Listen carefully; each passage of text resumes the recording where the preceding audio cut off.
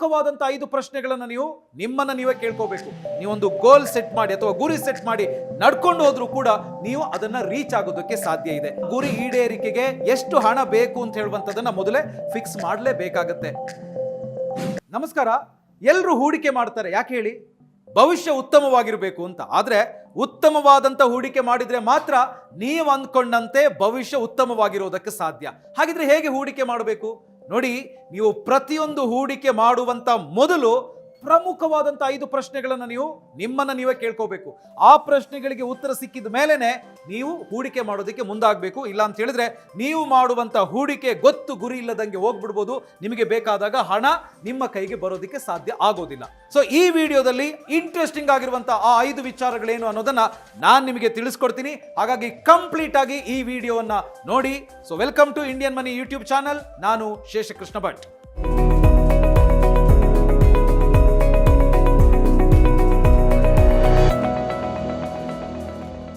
ಸ್ನೇಹಿತರೆ, ಹೂಡಿಕೆ ಅಂತ ಹೇಳಿ ಬಂದಾಗ 5 ಪ್ರಮುಖ ಪ್ರಶ್ನೆಗಳನ್ನ ನಿಮ್ಮನ್ನ ನೀವು ಕೇಳ್ಕೋಬೇಕು ಅಥವಾ ಆ 5 ವಿಚಾರಗಳನ್ನ ತಿಳ್ಕೊಳ್ಬೇಕು ಅಂತ ನಾನು ಹೇಳಿದ್ನಲ್ಲ. ಅದರಲ್ಲಿ ಮೊದಲನೇದು ಹೂಡಿಕೆಯ ಗುರಿ. ಹೂಡಿಕೆಯ ಗುರಿ ಅಂತ ಹೇಳಿದ್ರೆ ಒಂದು ಗೋಲ್ ಸೆಟ್ ಮಾಡೋದು. ನೋಡಿ, ಹಿಂದೆ ಗುರು ಮುಂದೆ ಗುರಿ ಇರಬೇಕು ಅಂತೇಳಿ ಹೇಳೋದನ್ನ ನೀವು ಖಂಡಿತವಾಗ್ಲೂ ಕೇಳಿರ್ತೀರಾ. ಅದು ಅಕ್ಷರಶಃ ಸತ್ಯ ಕೂಡ. ನೀವು ಗೋಲ್ ಸೆಟ್ ಮಾಡಿಲ್ಲ ಅಂತ ಹೇಳಿದ್ರೆ ಗೋಲ್ ರೀಚ್ ಆಗೋದಕ್ಕೆ ಆಗಲ್ಲ. ನೀವು ಗುರಿ ಸೆಟ್ ಮಾಡದೇನೆ ಫಾಸ್ಟ್ ಆಗಿ ಓಡೋದ್ರಿಂದ ಏನ್ ಪ್ರಯೋಜನ? ಎಲ್ಲಿಗೆ ಓಡ್ತಾ ಇದ್ರಿ ನಿಮಗೆ ಗೊತ್ತಿರಲ್ಲ. ಅದೇ ನೀವೊಂದು ಗೋಲ್ ಸೆಟ್ ಮಾಡಿ ಅಥವಾ ಗುರಿ ಸೆಟ್ ಮಾಡಿ ನಡ್ಕೊಂಡು ಹೋದ್ರೂ ಕೂಡ ನೀವು ಅದನ್ನ ರೀಚ್ ಆಗೋದಕ್ಕೆ ಸಾಧ್ಯ ಇದೆ. ಹಾಗಾಗಿ ಹೂಡಿಕೆಯ ಗುರಿ ಖಂಡಿತವಾಗ್ಲೂ ತುಂಬಾನೇ ಇಂಪಾರ್ಟೆಂಟ್. ಇದರಲ್ಲಿ 2 ಪ್ರಮುಖ ವಿಚಾರ ಏನು ಅಂತ ಹೇಳಿದ್ರೆ, ಒಂದು ಲಾಂಗ್ ಟರ್ಮು, ಇನ್ನೊಂದು ಶಾರ್ಟ್ ಟರ್ಮ್ ಅಂತ. ಅಂದ್ರೆ ಹೂಡಿಕೆ ವಿಚಾರದಲ್ಲಿ ಗೋಲ್ ಅಂತ ಹೇಳಿ ಬಂದಾಗ ಇವೆರಡನ್ನು ನೀವು ಗಮನಿಸಬೇಕಾಗತ್ತೆ. ಲಾಂಗ್ ಟರ್ಮ್ ಅಂದ್ರೆ ಏನು? ಸುಮಾರು ಒಂದು 10-15 ವರ್ಷದ ನಂತರ ನನ್ನ ಮಗನಿಗೋ ಮಗಳಿಗೋ ಒಳ್ಳೆ ಎಜುಕೇಶನ್ ಕೊಡಬೇಕು, ಫಾರಿನಿಗೆ ಕಳಿಸಿ ಓದಿಸ್ಬೇಕು ಅಂತನೋ, ಅಥವಾ ಮದುವೆಗೋಸ್ಕರನೋ, ಅಥವಾ ಒಂದು ದೊಡ್ಡ ಮನೆ ಕಟ್ಟಬೇಕು ಅಥವಾ ಪ್ರಾಪರ್ಟಿ ಪರ್ಚೇಸ್ ಮಾಡಬೇಕು ಅಂತನೋ, ಇವೆಲ್ಲವೂ ಕೂಡ ಲಾಂಗ್ ಟರ್ಮ್ ಅಲ್ಲಿ ಬರುತ್ತೆ. ಅದೇ ತರ ಶಾರ್ಟ್ ಟರ್ಮ್ ಅಂದ್ರೆ ಏನು? ಪ್ರತಿಯೊಬ್ಬರಿಗೂ ಕೂಡ ಆಸೆ ಇದ್ದೇ ಇರುತ್ತಲ್ಲ, ನಾನೊಂದು ಒಳ್ಳೆ ಕಾರ್ ಪರ್ಚೇಸ್ ಮಾಡಬೇಕು 1-2 ವರ್ಷ ಆದ್ಮೇಲೆ ಅಂತ. ಅದನ್ನ ಶಾರ್ಟ್ ಟರ್ಮ್ ಅಂತ ಹೇಳ್ತೀವಿ. ಅಥವಾ ನಾನು ಫಾರಿನ್ ಟ್ರಿಪ್ ಹೋಗ್ಬೇಕು, ನನ್ನ ಸ್ನೇಹಿತರೆಲ್ಲ ಹೋಗಿದ್ದಾರೆ ವೆಕೇಶನ್ಗೆ ಅಂತ. ಅದೇ ತರ ಇದು ಶಾರ್ಟ್ ಟರ್ಮ್ ಅಂತ ಹೇಳ್ತೀವಿ. ಸೊ ಹೂಡಿಕೆ ಅಂತ ಹೇಳಿ ಬಂದಂತ ಸಂದರ್ಭದಲ್ಲಿ ನೀವು ಗೋಲ್ ಇಟ್ಕೊಂಡು ಹೂಡಿಕೆ ಮಾಡ್ತಿರಲ್ಲ, ಅದನ್ನ ಗೋಲ್ ಬೇಸ್ಡ್ ಇನ್ವೆಸ್ಟ್ಮೆಂಟ್ ಅಂತ ನಾವು ಕರಿತೀವಿ. ಹಾಗಾಗಿ ಸ್ನೇಹಿತರೆ, ಗೋಲ್ ಸೆಟ್ ಮಾಡದೆ ಯಾವ ಕಾರಣಕ್ಕೂ ಕೂಡ ಹೂಡಿಕೆ ಮಾಡೋದಕ್ಕೆ ಹೋಗ್ಲೇಬೇಡಿ. ಇನ್ನು ನಾನು ಹೇಳ್ತಾ ಇರುವಂತ 2ನೇ ವಿಚಾರ ಅಥವಾ ಪ್ರಶ್ನೆ, ಆ ಗುರಿ ಈಡೇರಿಕೆಗೆ ಎಷ್ಟು ಹಣ ಬೇಕು? ನೋಡಿ, ನೀವು ಹೂಡಿಕೆ ಮಾಡೋದಕ್ಕೆ ಹೊರಟಂತ ಸಂದರ್ಭದಲ್ಲಿ ಗುರಿ ಏನೋ ಸೆಟ್ ಆಯ್ತು, ಆ ಗುರಿಯನ್ನು ಈಡೇರಿಸಬೇಕು ಅಂತ ಹೇಳಿದ್ರೆ ಅದಕ್ಕೆ ಒಂದಷ್ಟು ಅಮೌಂಟ್ ಬೇಕೇ ಬೇಕಾಗುತ್ತಲ್ಲ. ಸೊ ಅದನ್ನ ನೀವು ಮೊದಲೇ ಫಿಕ್ಸ್ ಮಾಡ್ಕೊಳ್ಬೇಕು. ಬಹಳ ಸಲ ಏನಾಗ್ಬಿಡುತ್ತೆ ಅಂತ ಹೇಳಿದ್ರೆ, ನೀವು ಹೂಡಿಕೆಗೆ ಗುರಿಯನ್ನ ಸೆಟ್ ಮಾಡೋದೇನೋ ಈಸಿ ಆಗುತ್ತೆ, ಆದ್ರೆ ಅದಕ್ಕೆ ಬೇಕಾಗುವಂತ ಹಣ ಎಷ್ಟು ಅಂತ ಹೇಳುವಂಥದ್ದು ಲೆಕ್ಕಾಚಾರ ಹಾಕೋದಿದೆಯಲ್ಲ, ಅದು ಖಂಡಿತವಾಗ್ಲೂ ಟಫ್ ಜಾಬ್. ಯಾಕೆ ಅಂತ ಹೇಳಿದ್ರೆ, ಫಾರ್ ಎಕ್ಸಾಂಪಲ್ ನಿವೃತ್ತಿ ಅಂತ ಹೇಳಿ ಬರುತ್ತೆ. ನಿವೃತ್ತಿ ಆಗುವಂತ ಸಂದರ್ಭದಲ್ಲಿ ನನಗೆಷ್ಟು ಹಣ ಬೇಕು ಅಂತ ಹೇಳಿ ಈಗಲೇ ಡಿಸೈಡ್ ಮಾಡೋದಿದೆಯಲ್ಲ, ಅದು ಕಷ್ಟನೇ. ಆದ್ರೂ ಕೂಡ ನೀವು ನಿಮ್ಮ ಗುರಿ ಈಡೇರಿಕೆಗೆ ಎಷ್ಟು ಹಣ ಬೇಕು ಅಂತ ಹೇಳುವಂಥದ್ದನ್ನ ಮೊದಲೇ ಫಿಕ್ಸ್ ಮಾಡಲೇಬೇಕಾಗತ್ತೆ. ಯಾಕೆ ಅಂತ ಹೇಳಿದ್ರೆ, ಇಲ್ಲ ಅಂತ ಹೇಳಿದ್ರೆ ಆ ಹೂಡಿಕೆಗೆ ಅರ್ಥನೇ ಇರೋದಿಲ್ಲ. ನೋಡಿ, ಫಾರ್ ಎಕ್ಸಾಂಪಲ್, ಸೊ ಇವತ್ತಿನ ದಿನಕ್ಕೆ ಇವತ್ತಿನ ಮೌಲ್ಯದಲ್ಲಿ 1 ಕೋಟಿ ರೂಪಾಯಿ ಅಂತ ಹೇಳಿದ್ರೆ 24-25 ವರ್ಷ ಆದ ನಂತರದಲ್ಲಿ, ಅಂದ್ರೆ ನಿವೃತ್ತಿ ಆಗುವಂತ ಸಂದರ್ಭದಲ್ಲಿ ನನಗೆ ಎಷ್ಟು ಹಣ ಬೇಕು ಅಂತ ಹೇಳುವಂಥದ್ದನ್ನ ನಾನು ಡಿಸೈಡ್ ಮಾಡೋದು ತುಂಬಾನೇ ಕಷ್ಟ. ಅದಕ್ಕೋಸ್ಕರನೇ ರೂಲ್ ಆಫ್ 72 ಅಂತ ಇದೆ. ಸೊ ಅದನ್ನ ನೀವು ಅರ್ಥ ಮಾಡ್ಕೊಂಡ್ರೆ ಖಂಡಿತವಾಗ್ಲೂ ನೀವು ಕೂಡ ನಿಮಗೆ ಮುಂದಿನ ದಿನಗಳಲ್ಲಿ ಎಷ್ಟು ಹಣ ಬೇಕು ಅಂತ ಹೇಳುವಂಥದ್ದನ್ನ ಈಸಿಯಾಗಿ ಲೆಕ್ಕಾಚಾರ ಹಾಕೋದಿಕ್ಕೆ ಸಾಧ್ಯ ಇದೆ. ನೋಡಿ, ಇವತ್ತಿನ ದಿನಕ್ಕೆ ಇವತ್ತಿನ ಮೌಲ್ಯದಲ್ಲಿ 1 ಕೋಟಿ ರೂಪಾಯಿ ಅಂತ ಹೇಳಿದ್ರೆ 24-25 ವರ್ಷ ಆದ ನಂತರದಲ್ಲಿ ಅದು ಎಷ್ಟಾಗುತ್ತೆ ಅಥವಾ ನನಗೆ ಎಷ್ಟು ಬೇಕು ಅಂತ ಹೇಳುವಂಥದ್ದನ್ನ ಅಷ್ಟು ಈಸಿಯಾಗಿ ಲೆಕ್ಕ ಹಾಕೋದಿಕ್ಕೆ ಸಾಧ್ಯ ಇಲ್ಲ. ಬಟ್ ಇಲ್ಲಿ ನೀವು ರೂಲ್ ಆಫ್ 72 ಅಂತ ಏನೊಂದು ನಿಯಮ ಇದೆ, ಅದನ್ನ ಅಪ್ಲೈ ಮಾಡಿ ಕ್ಯಾಲ್ಕುಲೇಟ್ ಮಾಡೋದಕ್ಕೆ ಅವಕಾಶ ಇದೆ. ಅಂದ್ರೆ ಇಲ್ಲಿ ಇನ್ಫ್ಲೇಷನ್ ಅನ್ನ ಕೂಡ ನೀವು ಪರಿಗಣಿಸಬೇಕಾಗುತ್ತೆ ಲೆಕ್ಕದಲ್ಲಿ, ಅದನ್ನು ಕೂಡ ತೋರಿಸಬೇಕಾಗುತ್ತೆ. ಹಾಗಿದ್ರೆ ಈ ರೂಲ್ ಆಫ್ 72 ಅಂದ್ರೆ ಏನು? ಅದನ್ನ ನಾನೀಗ ಹೇಳ್ತೀನಿ. ನೋಡಿ, ನೀವು ಫೈನಾನ್ಷಿಯಲ್ ಪ್ರಾಡಕ್ಟ್ ಅನ್ನ ಮೌಲ್ಯಮಾಪನ ಮಾಡುವಾಗ ಆನ್ಲೈನ್ ಅಥವಾ ಇನ್ಯಾವುದೇ ರೀತಿಯಲ್ಲಿ ನನ್ನಲ್ಲಿರುವಂತಹ ಹಣ ಯಾವಾಗ ಡಬಲ್ ಆಗುತ್ತೆ ಅನ್ನೋದನ್ನ ಲೆಕ್ಕ ಹಾಕೋದಿದೆಯಲ್ಲ, ಅದನ್ನೇ ರೂಲ್ ಆಫ್ 72 ಅಂತ ಕರಿತೀವಿ. ಇದರ ಪ್ರಕಾರ ನಿಮ್ಮ ರಿಟರ್ನ್ಸ್ ಏನಿದೆ ಅದನ್ನ 72 ನಿಂದ ಡಿವೈಡ್ ಮಾಡಬೇಕು ಅಂತ.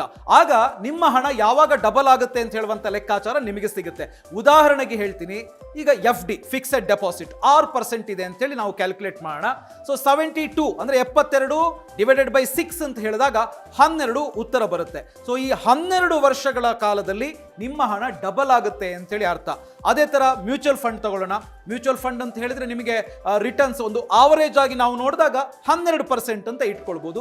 ಹಾಗಾಗಿ ರಿಟರ್ನ್ಸ್ 12%. ಸೊ ಇಲ್ಲಿ 72 ಡಿವೈಡೆಡ್ ಬೈ 12 ಅಂತ ಹೇಳಿ ಬಂದಾಗ 6 ಉತ್ತರ ಬರುತ್ತೆ. ಅಂದ್ರೆ 6 ವರ್ಷಗಳಲ್ಲಿ ನೀವು ಮ್ಯೂಚುವಲ್ ಫಂಡ್ ಅಲ್ಲಿ ದುಡ್ಡು ಹಾಕಿದ್ರೆ ಅದು ಡಬಲ್ ಆಗುತ್ತೆ. ಅದೇ ತರ ಇನ್ನೊಂದು very very important stock market. Stock market ಅಂತ ಹೇಳಿ ಬಂದಾಗ ರಿಟರ್ನ್ ಎಷ್ಟು ಅಂತ ಕೇಳ್ತೀರಾ, 20% ಅಂತ ಹಿಡಿಬೇಕಾಗುತ್ತೆ. ಅಂದ್ರೆ ರೆಗ್ಯುಲರ್ ಆಗಿ ನೋಡುವಂತವರಿಗೆ ಡೆಫಿನೆಟ್ಲಿ ಅಷ್ಟಂತೂ ಬಂದೇ ಬರುತ್ತೆ. ಸೊ ಆ 20% ಅಂತ ಹೇಳಿ ನಾವು ನೋಡಿದ್ರೆ 72 ಡಿವೈಡೆಡ್ ಬೈ 20 ಅಂದ್ರೆ ಸುಮಾರು 3.6. ನೋಡಿ, ಎಫ್ ಡಿ ಯಲ್ಲಿ ನಿಮಗೆ 12 ವರ್ಷ ಬೇಕು. ಅದೇ ಥರ ಮ್ಯೂಚುವಲ್ ಫಂಡ್ ಅಂತ ಹೇಳಿದ್ರೆ 6 ವರ್ಷ ಸಾಕು. ಅದೇ ಥರ ನೀವು ಸ್ಟಾಕ್ ಮಾರ್ಕೆಟ್ ಅಂತ ಹೇಳಿದ್ರೆ ಇನ್ನೂ ಫಾಸ್ಟ್ ಆಗಿ 3.5 ವರ್ಷದಲ್ಲಿ ನಿಮ್ಮ ಹಣ ಡಬಲ್ ಆಗುತ್ತೆ. ಸೊ ಇದು ರೂಲ್ ಆಫ್ 72 ಅಂತೇಳಿ ಎಲ್ಲ ಕಡೆ ಇದು ಅಪ್ಲೈ ಆಗುತ್ತೆ ಅಂತಲ್ಲ, ಬಹುತೇಕ ಇದನ್ನೇ ನೋಡಿಕೊಂಡು ಕ್ಯಾಲ್ಕುಲೇಟ್ ಮಾಡೋದು. ಹಾಗಾಗಿ ನೀವು ಕೂಡ ನಿಮಗೆ ಯಾವಾಗ ನಿಮ್ಮ ಹಣ ಡಬಲ್ ಆಗಬೇಕು ಅಂತ ಹೇಳುವಂಥದ್ದನ್ನು ನೋಡಿಕೊಂಡು ಇನ್ವೆಸ್ಟ್ ಮಾಡೋದಕ್ಕೆ ಖಂಡಿತವಾಗ್ಲೂ ಅವಕಾಶ ಇದೆ. ಇದನ್ನು ನೀವು ತಿಳ್ಕೊಳ್ಬೇಕಾಗುತ್ತೆ. ಸೊ ಇದು ಉದಾಹರಣೆಗೆ ಮಾತ್ರ ಹೇಳೋದು, ಯಾಕೆಂತ ಹೇಳಿದ್ರೆ ಎಲ್ರಿಗೂ ಇದು ಅಪ್ಲೈ ಆಗುತ್ತೆ ಅಂತ ಹೇಳೋದಕ್ಕೆ ಬರಲ್ಲ. ಕೆಲವರ ಲೈಫ್ ಸ್ಟೈಲ್ ಚೇಂಜ್ ಇರುತ್ತೆ. ಕೆಲವರಿಗೆ 1 ಕೋಟಿ ಬೇಕಾಗ್ಬೋದು, ಕೆಲವರಿಗೆ 50 ಲಕ್ಷನೇ ಸಾಕಾಗ್ಬೋದು. ಹಾಗಾಗಿ ಅವರವರ ಮಿತಿಯನ್ನ ನೋಡಿಕೊಂಡು ಈ ಲೆಕ್ಕಾಚಾರವನ್ನ ಪ್ರತಿಯೊಬ್ಬರು ಕೂಡ ಹಾಕಬೇಕಾಗುತ್ತೆ. ಇನ್ನು ನಾನು ಹೇಳ್ತಾ ಇರುವಂತ 3ನೇ ಪಾಯಿಂಟ್, ಹೂಡಿಕೆ ಮಾಡಬೇಕಾಗಿರುವಂತ ಅವಧಿ. ಇದು ತುಂಬಾನೇ ಇಂಪಾರ್ಟೆಂಟ್. ನೋಡಿ, ಗೋಲ್ ಸೆಟ್ ಮಾಡಾಯ್ತು, ಆ ಗೋಲನ್ನು ರೀಚ್ ಆಗೋದಕ್ಕೆ ಬೇಕಾದಂಥ ಹಣ ಎಷ್ಟು ಅಂತ ಹೇಳುವಂಥದ್ದನ್ನು ಕೂಡ ಕ್ಯಾಲ್ಕುಲೇಟ್ ಮಾಡಿದ್ವಿ. ಈಗ 3ನೇದು, ಆ ಗೋಲನ್ನು ಯಾವಾಗ ನಾವು ರೀಚ್ ಆಗೋದು, ಅದಕ್ಕೊಂದು ಟೈಮ್ ಫ್ರೇಮನ್ನು ನಾವು ಫಿಕ್ಸ್ ಮಾಡಬೇಕಾಗುತ್ತೆ. ಉದಾಹರಣೆಗೆ ಈಗ 15-20 ವರ್ಷಗಳು ಅಂತ ನಾವು ತಗೊಳ್ಬೋದು. ಯಾಕೆಂದರೆ ಈಗ ಮಕ್ಕಳ ಎಜುಕೇಷನ್ಗೆ ಅಥವಾ ಮನೆ ಕಟ್ಟೋದಕ್ಕೆ ಅಥವಾ ಇನ್ಯಾವುದೇ ವಿಚಾರಕ್ಕೋಸ್ಕರ ನೀವು ಆ ಥರ ಗುರಿಯನ್ನು ಸೆಟ್ ಮಾಡಬೇಕಾಗುತ್ತೆ. ಅಂದರೆ ಈಗಾಗಲೇ ನಾವೊಂದು ಗೋಲ್ ಸೆಟ್ ಮಾಡಿದೀವಲ್ಲ, ಆ ಗೋಲನ್ನು ರೀಚ್ ಆಗೋದಕ್ಕೆ ನಮಗೆ ಬೇಕಾಗಿರುವಂಥ ಟೈಮ್ ಎಷ್ಟು ಅಂತ ಹೇಳುವಂಥದ್ದನ್ನು ನಾವು ಮೊದಲೇ ಲೆಕ್ಕ ಹಾಕಿಟ್ಕೊಳ್ಬೇಕು, ಹೂಡಿಕೆ ಮಾಡೋದಕ್ಕಿಂತ ಮುಂಚೆನೆ.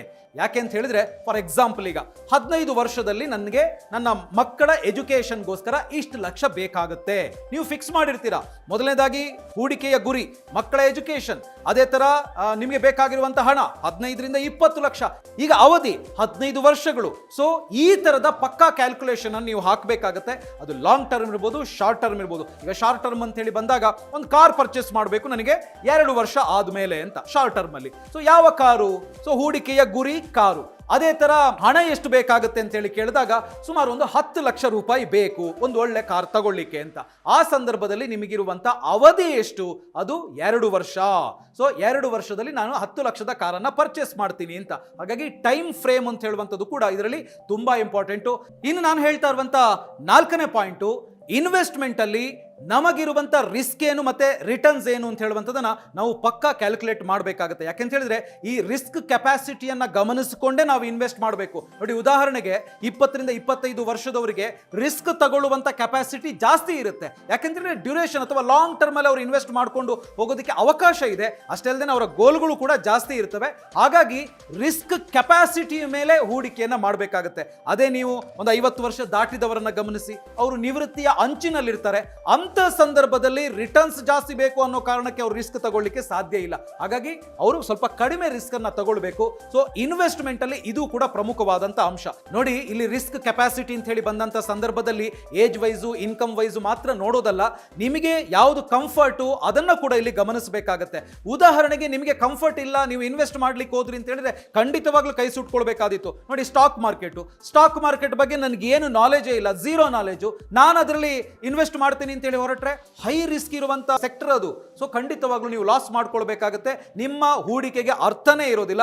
ಅದನ್ನ ನೀವು ಗಮನಿಸಬೇಕು. ಅಂದ್ರೆ ಇಲ್ಲಿ ಈ ರಿಸ್ಕ್ ಕೆಪಾಸಿಟಿ ಇದೆಯಲ್ಲ, ಇದನ್ನ ನೀವು ಮೊದಲೇ ಅನಲೈಸ್ ಮಾಡಬೇಕು. ಅದೇ ಫಾರ್ ಎಕ್ಸಾಂಪಲ್ 2-3 ವರ್ಷಕ್ಕೆ ನನಗೆ ದುಡ್ಡು ಬೇಕು ಅಂತ ಹೇಳಿದಾಗ ನೀವು ಸ್ಟಾಕ್ ಮಾರ್ಕೆಟ್ಗೆ ನಾನು ಹಾಕ್ತೀನಿ ಅಂತ ಹೇಳಿದ್ರೆ ಖಂಡಿತವಾಗ್ಲೂ ಸೂಟೇಬಲ್ ಅಲ್ಲ. ಏನ್ ಮಾಡ್ಬೇಕು ಅವಾಗ? ಲೋ ರಿಸ್ಕ್ ಇರುವಂತ ಫ್ಯಾಕ್ಟರ್ ಅನ್ನ ನೀವು ಗಮನಿಸಬೇಕು. ಯಾವತ್ತೂ ಕೂಡ ಹೈ ರಿಟರ್ನ್ಸ್ ಬೇಕು ಅಂತ ಹೇಳಿದ್ರೆ ಹೈ ರಿಸ್ಕ್ ತಗೊಳ್ಬೇಕಾಗತ್ತೆ. ಇದು ಖಂಡಿತವಾಗ್ಲೂ ಒಂದು ನಿಯಮ ಅಂತಾನೆ ಹೇಳ್ಬೋದು, ಗೊತ್ತಿರ್ಬೋದು ಕೂಡ ನಿಮಗೆ. ಸೊ ಇಲ್ಲಿ 2-3 ವರ್ಷಕ್ಕೆ ನನಗೆ ದುಡ್ಡು ಬೇಕು, ಆದ್ರೆ ಇಂತಿಷ್ಟೇ ಅಮೌಂಟ್ ಸಾಕು, ರಿಟರ್ನ್ಸ್ ಇಷ್ಟೇ ಬಂದ್ರೆ ಸಾಕು ಅಂತ ನೀವು ಫಿಕ್ಸ್ ಆಗಿದ್ರೆ ನೀವು ಎಫ್ ಡಿ ಇಡ್ಬೋದು, ಬಾಂಡ್ಸ್ ಮೇಲೆ ಹಾಕ್ಬೋದು. ಅದು ಖಂಡಿತವಾಗ್ಲೂ ನಿಮಗೆ ಕೈ ಕೊಡೋದಿಲ್ಲ. 2-3 ವರ್ಷ ಆದಾಗ ನಿಮ್ಮ ಕೈಗೆ ಸಿಗುತ್ತೆ. ಅದೇ ನೀವು ಸ್ಟಾಕ್ ಮಾರ್ಕೆಟ್ ಅಲ್ಲಿ ಹಾಕ್ತೀನಿ ಅಂತ ಹೇಳಿದ್ರೆ ಅದು ಜಾಸ್ತಿನೂ ಆಗಬಹುದು, ಇಲ್ಲ ಪಾತಾಳಕ್ಕೆ ಹೋದ್ರೂ ಕೂಡ ಆಶ್ಚರ್ಯ ಇಲ್ಲ. ಹಾಗಾಗಿ ನೀವು ಈ ರಿಸ್ಕ್ ಫ್ಯಾಕ್ಟರ್ ಅನ್ನ ಖಂಡಿತವಾಗ್ಲೂ ಮನದಲ್ಲಿ ಇಟ್ಕೊಂಡೆ ಹೂಡಿಕೆಯನ್ನ ಮಾಡಬೇಕಾಗುತ್ತೆ. ನೋಡಿ, ಈಗಾಗಲೇ ಹೇಳಿದಂಗೆ ಮೊದಲನೇದಾಗಿ ಹೂಡಿಕೆಯ ಗುರಿ, ಅದಾದ್ಮೇಲೆ ಆ ಗುರಿಯನ್ನ ತಲುಪೋದಿಕ್ಕೆ ಬೇಕಾದಂತ ಹಣ, ಅದಷ್ಟೇ ಅಲ್ಲದೆ ಆ ಹಣವನ್ನು ಸಂಪಾದಿಸಲಿಕ್ಕೆ ಬೇಕಾದಂಥ ಅವಧಿ ಇವೆಲ್ಲವನ್ನು ಕೂಡ ನೋಡಿದ್ವಿ. ಅದೇ ಥರ ರಿಸ್ಕ್ ಮತ್ತು ರಿಟರ್ನ್ಸು. ಸೊ ಈ ವಿಚಾರದ ಬಗ್ಗೆ ಮಾತನಾಡಿದಾಗ ನಿಮ್ಮ ಏನು ಗುರಿಯನ್ನು ತಲುಪುವಂಥ ಸಮಯ ಸುದೀರ್ಘವಾಗಿದೆ, ಒಂದು 10 ರಿಂದ 15 ವರ್ಷಗಳು ಅಂತ ಹೇಳಿದ್ರೆ ನೀವು ಖಂಡಿತವಾಗ್ಲೂ ಸ್ಟಾಕ್ ಮಾರ್ಕೆಟಲ್ಲಿ ಇನ್ವೆಸ್ಟ್ ಮಾಡೋದಕ್ಕೆ ಅವಕಾಶ ಇದೆ. ಯಾಕೆ ಅಂತ ಹೇಳಿದ್ರೆ ನೀವು ಲಾಂಗ್ ಟರ್ಮ್ ಅಂತ ಹೇಳಿ ತಗೊಂಡಾಗ ಸ್ಟಾಕ್ ಮಾರ್ಕೆಟಲ್ಲಿ ರಿಸ್ಕ್ ಕಡಿಮೆ. ಒಂದ್ಸರ್ತಿ ಏನಾದರೂ ಸ್ಟಾಕ್ಗಳು ಕೆಳಗೆ ಬಿದ್ದರೆ ಮತ್ತೆ ಮೇಲೆ ಹೋಗುತ್ತೆ. ಅದೇ ನೀವು 2-3 ವರ್ಷಕ್ಕೆ ನಮ್ಮ ಗುರಿಯನ್ನು ರೀಚ್ ಆಗಬೇಕು ಅಥವಾ 2-3 ವರ್ಷಕ್ಕೆ ನಮ್ಮ ಹೂಡಿಕೆ ಅಂತ ಹೇಳಿ ಬಂದಾಗ ನೀವು ಹುಷಾರಾಗಿರಬೇಕು. ಸ್ಟಾಕ್ ಮಾರ್ಕೆಟ್ ಖಂಡಿತವಾಗ್ಲೂ ಸೂಟೇಬಲ್ ಅಲ್ಲ. ಅದಕ್ಕೆ ನಿಮಗೆ ಬೇಕಾದಷ್ಟು ಹಣ ಅಲ್ಲಿಂದ ಬಾರದೇ ಇರ್ಬೋದು. ಹಾಗಿದ್ರೆ 2-3 ವರ್ಷ ಅಂತ ಹೇಳಿ ಬಂದಾಗ ನೀವೇನ್ ಮಾಡ್ಬೋದು ಅಂತ ಹೇಳಿದ್ರೆ ಮ್ಯೂಚುವಲ್ ಫಂಡ್ ಅಲ್ಲಿ ಹಾಕ್ಬೋದು, ಅಥವಾ FD ಇಡ್ಬೋದು, ಅಥವಾ ಇನ್ನೊಂದು ಆಪ್ಷನ್ ಅಂತ ಹೇಳಿದ್ರೆ ಬಾಂಡ್ಸ್ ಅನ್ನ ಪರ್ಚೇಸ್ ಮಾಡ್ಬೋದು. ಅಂದ್ರೆ ನಿಮ್ಮ ಆ ಟೈಮ್ ಏನಿದೆ, ಆ ಟೈಮ್ ಡ್ಯೂರೇಷನ್ ಏನಿದೆ, ಅದರ ಮೇಲೆ ನೀವು ರಿಸ್ಕ್ ಮತ್ತೆ ರಿಟರ್ನ್ಸ್ ಅನ್ನ ನೋಡಬೇಕಾಗುತ್ತೆ. ಸೊ ಕಡಿಮೆ ಅವಧಿ ಅಂತ ಹೇಳಿ ಬಂದಾಗ ಜಾಸ್ತಿ ರಿಸ್ಕ್ ತಗೊಳ್ಬಾರ್ದು. ಜಾಸ್ತಿ ಅವಧಿ ಅಂತ ಬಂದಾಗ ನೀವು ಖಂಡಿತವಾಗ್ಲೂ ಜಾಸ್ತಿ ರಿಸ್ಕ್ ತಗೊಳ್ಬೋದು, ರಿಟರ್ನ್ಸ್ ಕೂಡ ಹಾಗೇನೆ ಜಾಸ್ತಿ ಬರುತ್ತೆ. ಸೊ ಇಲ್ಲಿ ರಿಟರ್ನ್ಸ್ ಅಂತ ಹೇಳಿ ಬಂದಾಗ ನೀವು ಎಕ್ಸ್ಪೆನ್ಸ್ ಅಥವಾ ಖರ್ಚುಗಳನ್ನ ಕೂಡ ಇಲ್ಲಿ ಲೆಕ್ಕ ಹಾಕಬೇಕು, ಗಮನದಲ್ಲಿ ಇಟ್ಕೊಳ್ಳಿ. ಯಾಕೆಂತ ಹೇಳಿದ್ರೆ ಮ್ಯೂಚುವಲ್ ಫಂಡ್ ಅಂತ ಹೇಳಿ ಬಂದಾಗ ಅಲ್ಲಿ ಎಕ್ಸ್ಪೆನ್ಸ್ ರೇಷಿಯೋ ಅಂತ ಬರುತ್ತೆ. ಸ್ಟಾಕ್ ಅಂತ ಹೇಳಿ ಬಂದರೆ ಅಲ್ಲಿ ಒಂದಷ್ಟು ಚಾರ್ಜ್ಗಳಿರ್ತವೆ. ಅದೇ ಅಲ್ಲಿ ನಿಮಗೆ ಕ್ಯಾಪಿಟಲ್ ಗೈನ್ ಆಯಿತು ಅಂತ ಹೇಳಿದಾಗ ಆ ಕ್ಯಾಪಿಟಲ್ ಗೈನ್ ಟ್ಯಾಕ್ಸ್ ಕೂಡ ಇರುತ್ತೆ. ಇವೆಲ್ಲವನ್ನು ಕೂಡ ಗಮನದಲ್ಲಿಟ್ಕೊಂಡೆ ನೀವು ಎಷ್ಟು ರಿಟರ್ನ್ಸ್ ಅಂತ ಹೇಳುವಂಥದ್ದನ್ನ ಲೆಕ್ಕ ಹಾಕಬೇಕಾಗುತ್ತೆ. ಇನ್ನು ನಾನು ಹೇಳ್ತಾ ಇರುವಂತ ಕೊನೆಯ ಪಾಯಿಂಟ್ ಅಥವಾ 5ನೇ ಪಾಯಿಂಟು ಎಫರ್ಟು.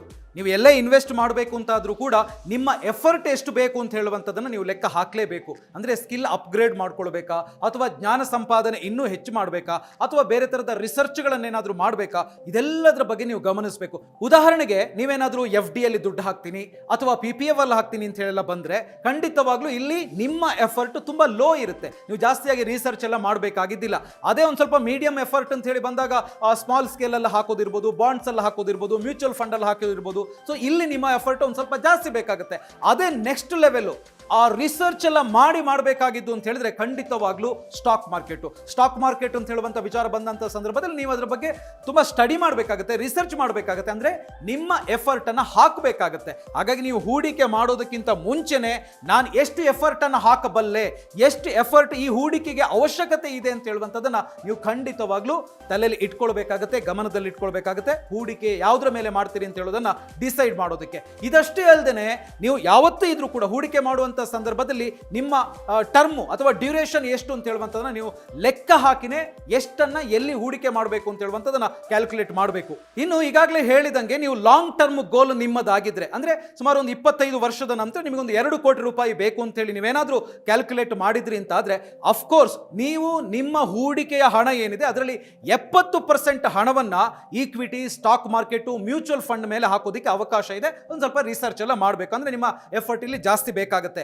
ಹಾಗೆಯೇ ಉಳಿದಂತ 30% ಇದೆಯಲ್ಲ ಅದನ್ನ ಡೆಟ್ ಮ್ಯೂಚುವಲ್ ಫಂಡ್ಸೋ ಅಥವಾ ಬಾಂಡ್ಗಳ ಮೇಲೆನೋ ಇನ್ವೆಸ್ಟ್ ಮಾಡೋದಕ್ಕೆ ಅವಕಾಶ ಇದೆ. ಹಾಗೆಯೇ ಇದೇ ತರ ಮಾಡಬೇಕು ಅಂತ ಎಲ್ಲೂ ಕೂಡ ರೂಲ್ಸ್ ಇಲ್ಲ.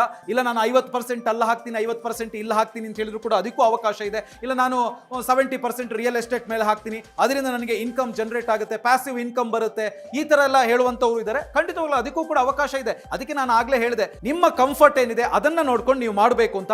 ಹಾಗಾಗಿ ಈ 5 ವಿಚಾರಗಳಿದೆಯಲ್ಲ ಇದು ಖಂಡಿತವಾಗ್ಲೂ ನೀವು ಯಾವ ಕಾರಣಕ್ಕೂ ಕೂಡ ಮರಿಬಾರ್ದು. ಸೊ ಲಾಂಗ್ ಟರ್ಮ್ ಅಂತ ಹೇಳಿ ಬಂದಾಗ 20 ರಿಂದ 25 ವರ್ಷ, 2 ಕೋಟಿ, ಅದಕ್ಕೆ ನೀವು 70% ಸ್ಟಾಕ್ ಮಾರ್ಕೆಟ್, 30% ರಿಸ್ಕ್ ಇಲ್ಲದೆ ಇರುವಂತ ಕಡೆಯಲ್ಲಿ ಹಾಕಿ ಅಂತ ಹೇಳಿದೆ. ಅದೇ ತರ ಶಾರ್ಟ್ ಟರ್ಮ್ ಅಂತ ಹೇಳಿ ಬಂದಾಗ ಇಲ್ಲಿ ನೀವೇನ್ ಕ್ಯಾಲ್ಕುಲೇಟ್ ಮಾಡಬೇಕು ಅಂತ ಹೇಳಿದ್ರೆ ನಿಮಗೆ ಇಂತಿಷ್ಟು ಹಣ ಇಂಥ ಟೈಮಲ್ಲಿ ಬೇಕೇ ಬೇಕು. ಹಾಗಾಗಿ ಇಲ್ಲಿ ನೀವು ಜಾಸ್ತಿ ರಿಸ್ಕ್ ತಗೊಳ್ಳಿಕ್ಕೆ ಹೋಗಬಾರ್ದು. ಒಂದೊಮ್ಮೆ ನಿಮಗೇನಾದ್ರೂ ಸ್ಟಾಕ್ ಮಾರ್ಕೆಟ್ ಬಗ್ಗೆ ಗೊತ್ತು, ರೆಗ್ಯುಲರ್ ಆಗಿ ನಾನು ಚೆಕ್ ಮಾಡ್ತೀನಿ ಅಂತ ಹೇಳಿದ್ರೆ ಅಫ್ಕೋರ್ಸ್ ನೀವು ಮಾಡ್ಬೋದು, ಅಷ್ಟು ಕಂಫರ್ಟ್ ಇದ್ರೆ ಮಾತ್ರ. ಇಲ್ಲ ಅಂತ ಹೇಳಿದ್ರೆ ಕೈ ಹಾಕಕ್ಕೆ ಹೋಗಬಾರ್ದು. ಅಂದ್ರೆ ನನಗೆ ಇಂತಿಷ್ಟು ಹಣ ಖಂಡಿತವಾಗ್ಲೂ ಬರುತ್ತೆ ಅಂದ್ರೆ FDನೋ ಬಾಂಡ್ಸೋ ಈ ತರದಲ್ಲಿ ನೀವು ಖಂಡಿತವಾಗ್ಲೂ ಹಾಕೋದಕ್ಕೆ ಅವಕಾಶ ಇದೆ. ಸೊ ಸ್ನೇಹಿತರೆ, ಹೂಡಿಕೆ ಮಾಡೋದಕ್ಕಿಂತ ಮುಂಚೆ ಈ 5 ಪ್ರಮುಖವಾದಂಥ ಪ್ರಶ್ನೆಗಳನ್ನು ನಿಮಗೆ ನೀವೇ ಕೇಳ್ಕೊಳ್ಳಿ. ಈ ವಿಚಾರಗಳ ಬಗ್ಗೆ ತಿಳ್ಕೊಂಡು ನೀವು ಇನ್ವೆಸ್ಟ್ ಮಾಡಿದ್ರಿ ಅಂತ ಹೇಳಿದ್ರೆ ಖಂಡಿತವಾಗ್ಲೂ ನಿಮ್ಮ ಹೂಡಿಕೆ ಗುರಿ ತಪ್ಪೋದಕ್ಕೆ ಸಾಧ್ಯನೇ ಇಲ್ಲ. ಹಾಗಾಗಿ ಇದನ್ನ ಗಮನದಲ್ಲಿಟ್ಕೊಳ್ಳಿ. ಇನ್ನು ಇದಷ್ಟೇ ಅಲ್ಲದೆ ಸ್ಟಾಕ್ ಮಾರ್ಕೆಟ್ ಬಗ್ಗೆ ತಿಳ್ಕೊಳ್ಬೇಕು, ಮ್ಯೂಚುವಲ್ ಫಂಡ್ ಬಗ್ಗೆ ತಿಳ್ಕೊಳ್ಬೇಕು, ಉಳಿತಾಯ, ಹೂಡಿಕೆ ಇದೆಲ್ಲದರ ಬಗ್ಗೆ ಮತ್ತಷ್ಟು ನಾಲೆಜ್ ನಿಮಗೆ ಬೇಕು ಅಂತ ಹೇಳಿದ್ರೆ ನೀವು ಫ್ರೀಡಮ್ ಆ್ಯಪ್ ಅನ್ನ ಡೌನ್ಲೋಡ್ ಮಾಡಬೇಕು. ಯಾಕಂದ್ರೆ ಫ್ರೀಡಮ್ ಆ್ಯಪ್ ಅಲ್ಲಿ 6 ಗಂಟೆಗಳ ಫಿನಾನ್ಷಿಯಲ್ ಫ್ರೀಡಮ್ ಅಂತ ಹೇಳುವಂತ ಕೋರ್ಸ್ ಇದೆ. ಅದನ್ನ ನೋಡಿದ್ರಿ ಅಂತಾದ್ರೆ ನಿಮಗೆಲ್ಲವೂ ಕೂಡ ಅರ್ಥ ಆಗುತ್ತೆ. ಅದೇ ತರ ನೀವು ಈಗಾಗಲೇ ಈ ವಿಡಿಯೋನ ಕಂಪ್ಲೀಟ್ ಆಗಿ ನೋಡಿದ್ದೀರಾ, ಇದನ್ನ ಲೈಕ್ ಮಾಡಿ, ಬೇರೆಯವರಿಗೂ ಕೂಡ ಶೇರ್ ಮಾಡಿ. ಇದರಿಂದ ಯಾರೇ ಆಗಲಿ ಹೂಡಿಕೆ ಮಾಡುವಂತವರು ತುಂಬಾ ಚೆನ್ನಾಗಿ ಅದ್ಭುತವಾಗಿ ಹೂಡಿಕೆ ಮಾಡಿ ತಮ್ಮ ಗುರಿಯನ್ನ ಸೇರೋದಕ್ಕೆ ಸಾಧ್ಯ ಆಗುತ್ತೆ. All the best.